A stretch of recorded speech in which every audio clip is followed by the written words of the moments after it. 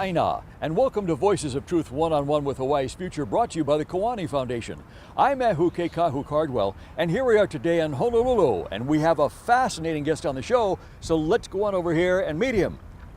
Camilo, how are you? I'm doing very good. Good, You? good, thank you. Camilo Mora, did I say your name right? That's correct. Right, great. And Camilo, tell us where we are today. Today we are in the Alawai Canal, Alawai Canal, right over here. right over there. Wow. And why are we here at the Alawai Canal? So one of the things that we have been studying in my lab is the impact of climate change. So you're a professor, yeah? That's right, I'm a professor at the University of Hawaii. Okay, and you specialize in climate change. We are specializing on studying climate change. Wow, and so you brought us down here to show us that and talk about that, yeah? Yes, it's just one of the many ramifications of climate change, and which is sea level rise.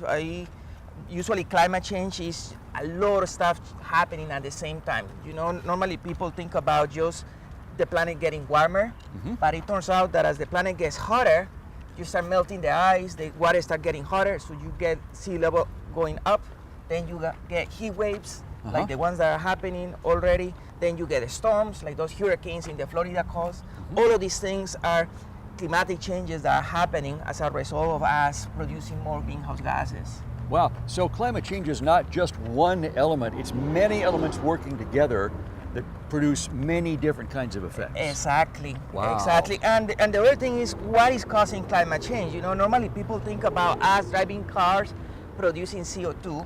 It turns out that that is just about half of the main reason of why climate change is happening. So climate change is the combination of a couple of things. One is us producing a lot of CO2, like driving the cars, the food that we eat, the transportation to take that food to places. And the other one is the destruction of the ecosystems. Like Gotcha. for instance, if you look there, back in the day, there were a lot of trees there sequestering a lot of CO2. Now those trees are gone, so all of the CO2 that could have been sequestered by those ecosystems is not being done. So what you're saying is that those of us who previously thought that it was only cars, that's only half of it. Oh, that's the cars are only a tiny fraction of Really? the impact on the planet. I mean, you eat. Obviously, the problem with that food is that imagine the transportation alone of taking that food to places. The production of that food is another massive contribution, and of course the land that has been destroyed to produce that food. Right, plus as you said, the trees are missing that normally suck up the CO2 That's and right. convert it to something else. That's right. So now imagine this thing. You are producing CO2, right? Now you are also destroying what can take the CO2 from the air. Obviously the output of that is that you start accumulating more CO2 in the atmosphere. Now, if you look at the sky, right now we had a huge blanket of CO2 there. And that CO2, that blanket, what it's doing where the energy comes from the sun, it goes through that blanket, it bounces back, but now it's heat. It's trapped. It's trapped. It makes the planet hotter, and as you heat up the planet, then obviously there are all kind of ramifications as we discussed. You start getting heat waves in some places, the soil start getting drier, so you get massive droughts. In places that there are humidity, you get massive floods, like the ones that are happening in Indonesia, and as we discussed, there are storms, sea level rise, all kind of ramifications. Camilo, you're a scientist, so I know you're going to be able to answer this next question. How long has this been going on? Well, we know that has been going since the beginning of the Industrial Revolution. However, it really picked up roughly in the last 20 years when the signal started becoming super evident. This is happening everywhere. Here in Hawaii, for instance, one of the islands, we had a station that is a sensor that is monitoring CO2, and that sensor 1 or 2 years ago marked 400 parts per million. That level has been the highest it has been in the last 3.5 million years. Just think about it. In the last 3.5 million years of the history of our planet, we never saw levels of CO2 as high as those, and we were the ones that were responsible for it. For Hawaii, which is the reason why I brought you here, is because of the issue of sea level rise. Okay. So this is the Alawai Canal here. If we get closer to it, you can appreciate that we are right now, all of these places that you see there, look at how close they are to the water, right? Yeah. Now you have something that is called the king tide. King Right. tide, King yes, tide. the big tides. The big tides. And usually what happens is that is the combination of two things happening during those tides. One of them is the moon getting closer to the planet. That's one component. But the other one is the planet now being too close to the sun. So when you have those two things happening together, you obviously get massive tides. And we know 2 or 3 years ago, I saw on TV that during a king tide, the water reached this level. This level right This here. level Oh right my here. goodness. Yeah. Ready to overflow. Ready to overflow, but again, it's very, it's a normal thing, right? Okay. It reaches sea level. Now, as we spoke, the planet is heating up, the glaciers are melting, that's adding water, but more importantly, as you start heating up the water starts expanding, so that adds more sea level. What we are talking about here is that if we let the planet heat up more, if we do the best we can right now to control all of the emissions, it's going to raise about 75 centimeters. So it would be up to here on Up us to right here, now. right Whoa. now. That's if we do the best we can. Now, if we don't do anything, the sea level is going to be right here. Okay, but wait a minute, Camilo.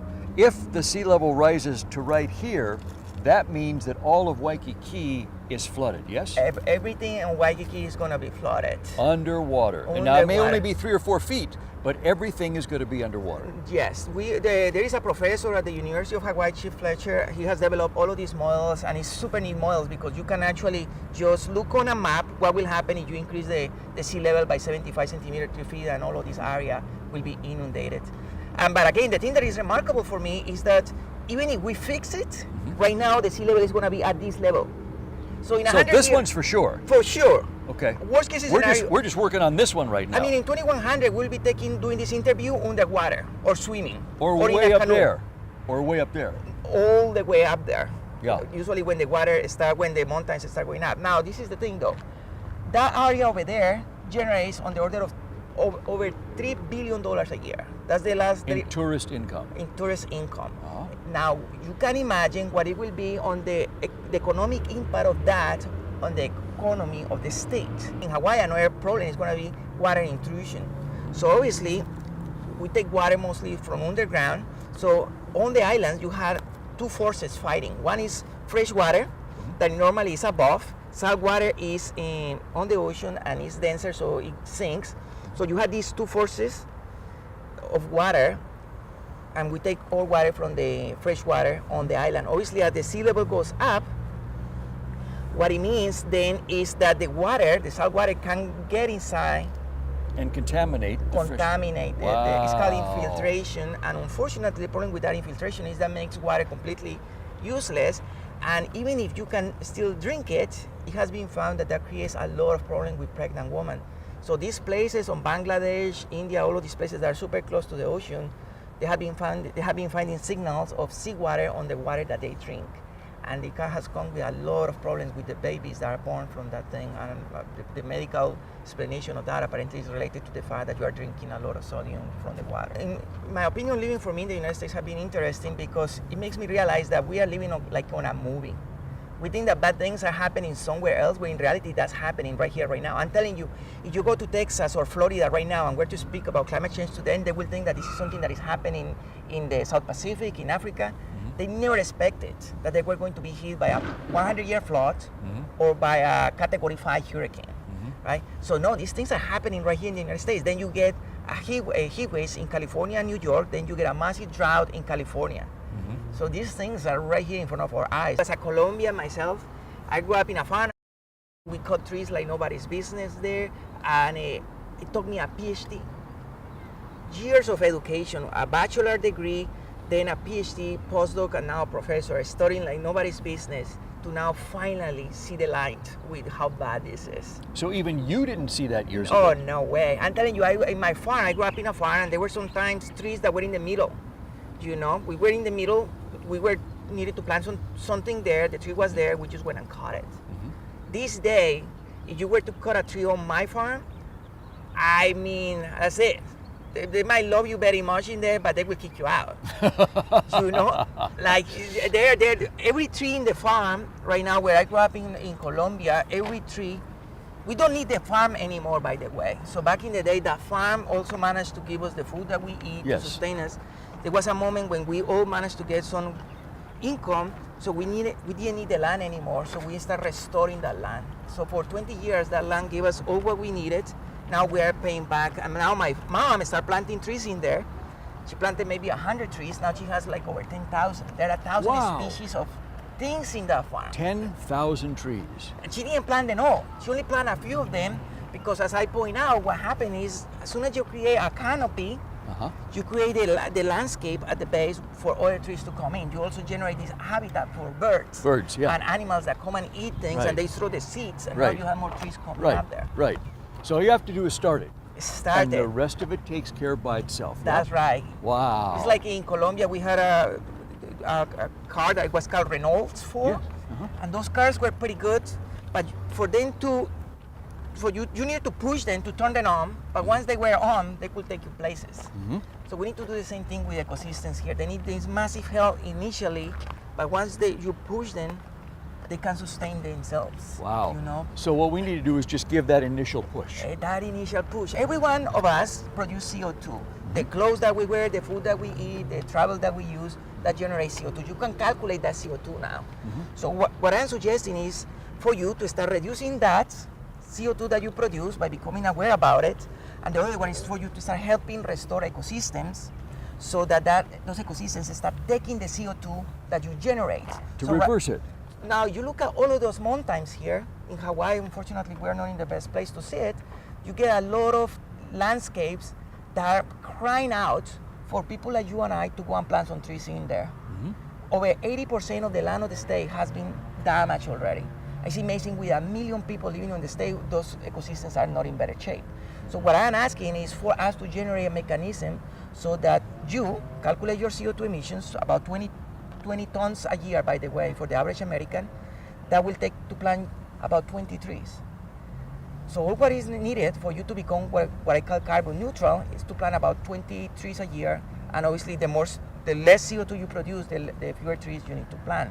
Okay, so if everybody planted 20 trees a year, For the average American, yeah, for the average person, climate change will be fixed by tomorrow. really? Climate change will Really? be fixed by tomorrow. Look, we're talking about a surplus of CO2, Okay, right? The surplus is the fact that we produce CO2 that nobody is removing from the air. right. So what I'm saying is count how much you produce and then figure out a way to take it out. We can come up with all kind of technologies, but it turns out that God already gave us the best technology, which are those trees. Okay. Through the process of photosynthesis, those trees right now are taking CO2 from the air, incorporated into a tree.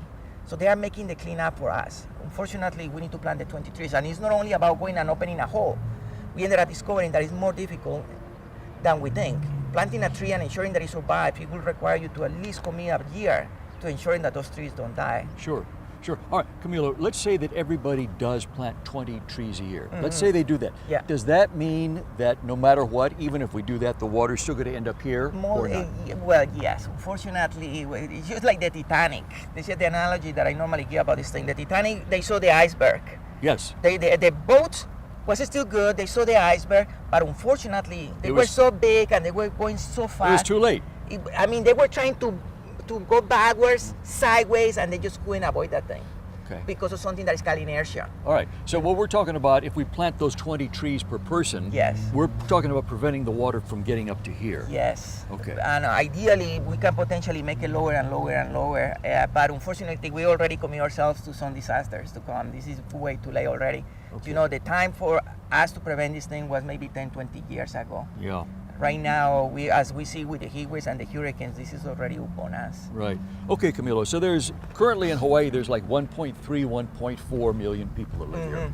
So let's say everybody plants 20 trees. Yes. So if they do that, that's going to be 25 million trees. Yes. Do we have Oh, room? we have plenty of room Really? here. I mean, imagine just look at it. You know, like all of those places back in the day where used to have trees. If you plant those 20 trees and you reduce the CO2 emissions that you currently are responsible for, that's where the magic happens, right? Exactly. That's where the water can go from here down. Yes. And exactly. And I think that something will come with it, which is the fact that people will start becoming aware of it. Yes. You know, I'm telling you, you go and ask right now, a general person, do you know that you are producing CO2? And the person say, what are you talking about? I don't produce CO2. Right. Or what is CO2? Or what is CO2? Yeah. That is another more mind-blowing set of Yes. ignorance that In you this might day and find. age, yeah. Yes. So I'm hoping that a project like that will make people more aware. Do those 20 trees, when we plant, when a person plants those,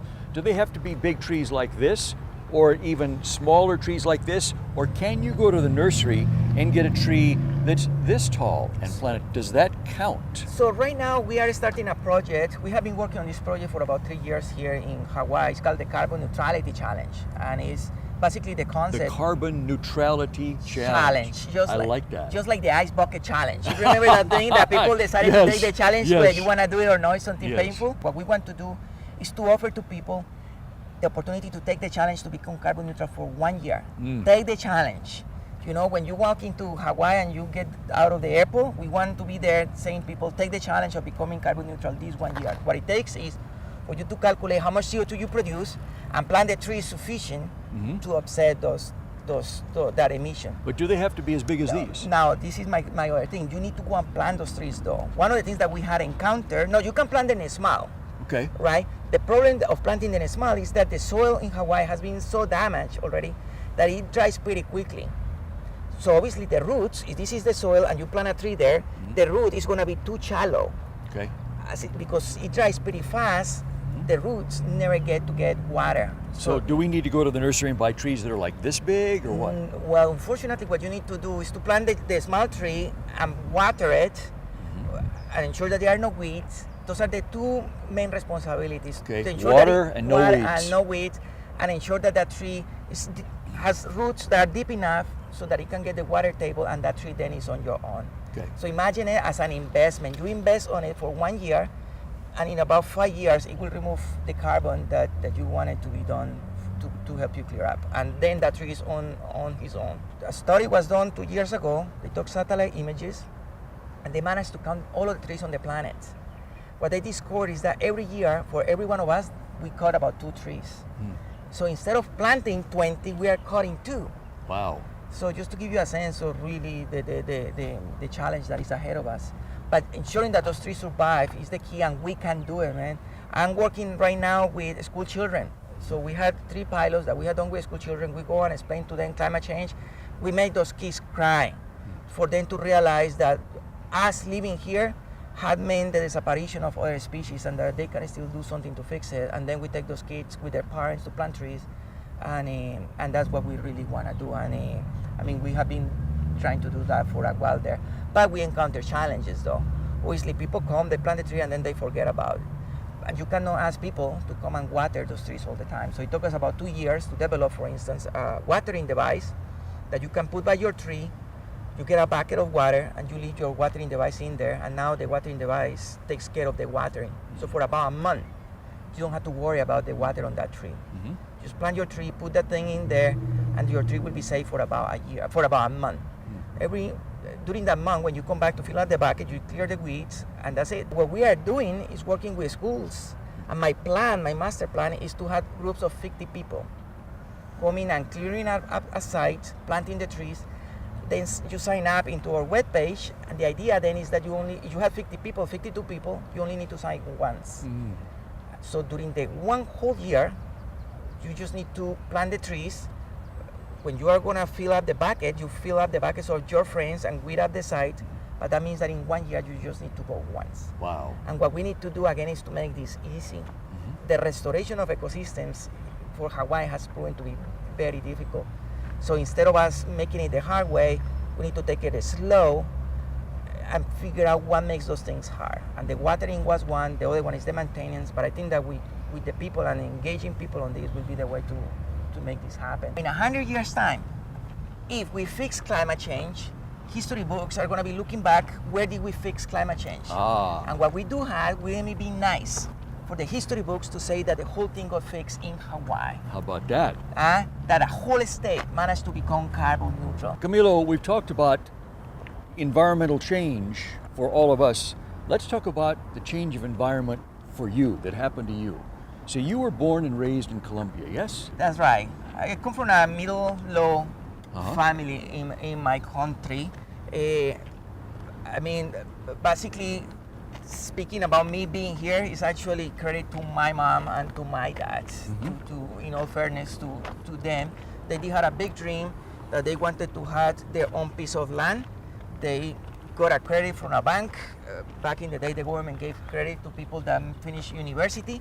My mom managed to finish university because the government gave grants to the best 5 students in the country. So she Wow. couldn't afford to pay university, but the only way for her to pay was to be among the top best 5 students. So did she do it? Her whole career, top 5 best students, so that she could manage to get a degree. Wow. So with that degree now, is the only one woman that managed to get a higher education degree on my family, even finishing high school. Colombia, a lot of people don't finish high school.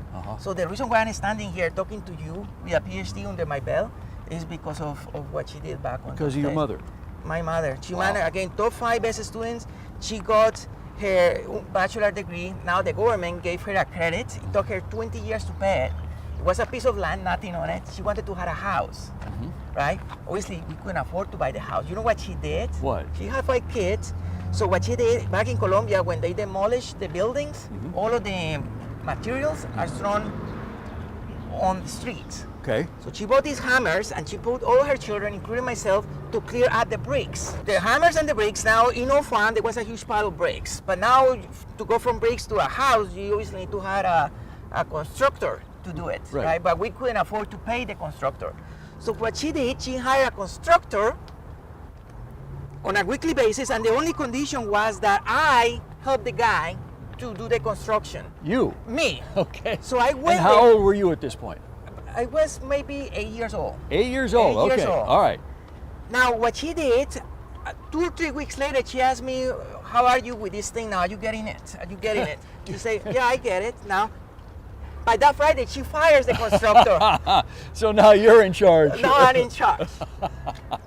I'm telling you now, or obviously there are a lot of things that we managed to do very well. Like the sticking of the bricks, that's a piece of cake. The concrete on the ground was a piece of cake.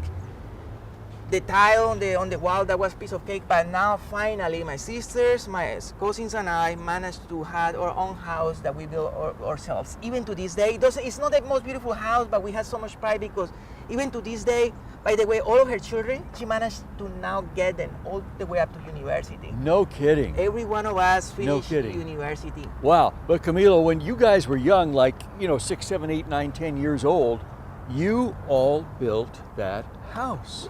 And we got the materials from the street. Attitude is what makes people go the distance on these things, because I'm telling you, I barely spoke English. And now I'm a professor at a university here, and I cannot take any credit for that other than to give it to my mom and to my dad. That through that experience, thanks God, we managed to pick it up and get to be now where we are. If you guys can do that, certainly everybody can plant 20 trees. Man, yeah. Yeah. And it's not difficult once you are there. Actually, we talk about it these days. We are now in a much better position in my family. All of us are professionals. We have very good jobs. We look back at that, and we're actually pretty sad for our children, though, that they didn't manage to get that experience that we were so lucky to get. But I'm telling you, it was not hard at all. So I think that people need to put their minds on doing something good. I'm telling you, we can make the planet a much better place. If you, by comparison, you are trying to, it's more simpler to plant 20 trees than it is to build a house with children. And I think that with 20 trees a year, once we get it there, I mean, you just say 20 million trees. Yeah. And all what is needed is just to convince everybody, every Hawaiian, to go and do it for 1 year. It's no hard, man. 20 trees, just go and do it. We will be planting 20 million trees, and we will potentially be making Hawaii carbon neutral for the 1 year. Wow, that's amazing. That's amazing. Camilo, there's people who watch Voices of Truth throughout Hawaii, but Voices of Truth airs all over the world. And there may be somebody on the other side of the world right now watching you and me and really sitting there amazed at the story that you've shared with us today. And they may be saying, well, that sounds amazing, but I'm way over here. I don't have the money to buy trees, but I know a lot of the trees where I live have been cut down. I can tell that things are getting worse. I would like to somehow help. I just don't know how to. What would you say to them? Yeah, I mean, those are my main 2 things. I mean, the IPCC, the International Panel on Climate Change, they had a whole book on things that you can do. Okay. Turn off the lights, don't drive so much, don't eat so much. Personally, I'm telling you, I would prefer you just go and plant those 20 trees. If you cannot do it, then start becoming familiarized with your footprint so that you can potentially reduce it. So if somebody has access to the internet, no matter where they live, they can go online and find out what they can do in their area, yes? That's right. Most likely, right now, you will find NGOs on pretty much anywhere in the world, because this is happening everywhere, that will give you some guidance on things that you can do. Wow. And by the way, planting those trees, please don't do it on your own. Try to get the advice also of local NGOs and the government, because you might turn that into an actual problem too.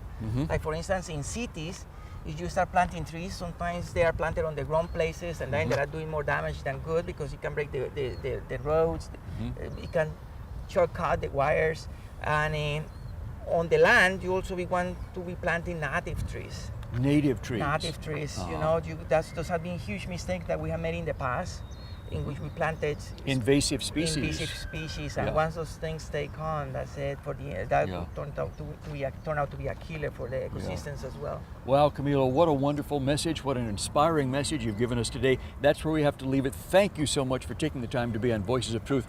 Please don't stop, please keep what you're doing, and please get people to plant 20 trees. All right, you are helping me a lot with that. Thank you very much. Our pleasure, and mahalo to our viewers for joining Camilo and me here at Alawai Canal. Remember, you can watch us on the web 24/7 on voicesoftruth.tv.com, and you can like Voices of Truth One-on-One with Hawaii's Future on Facebook. I'm Ehuke Kahu Cardwell for the Kiwani Foundation, along with Camilo over here, and until next time, ahui ho!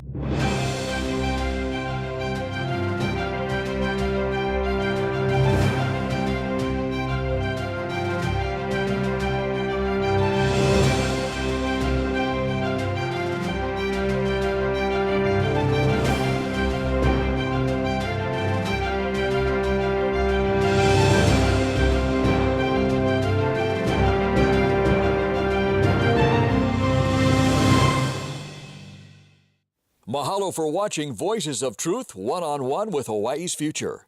Watch us on the web 24/7 at voicesoftruth.tv.com. You'll find all our shows, including this one, in case you want to see it again or share it with family and friends. Also view our weekly video commentaries at freehawaiitv.com. And check out our blog, published daily, at freehawaii.info. It's all part of the Free Hawaii Broadcasting Network.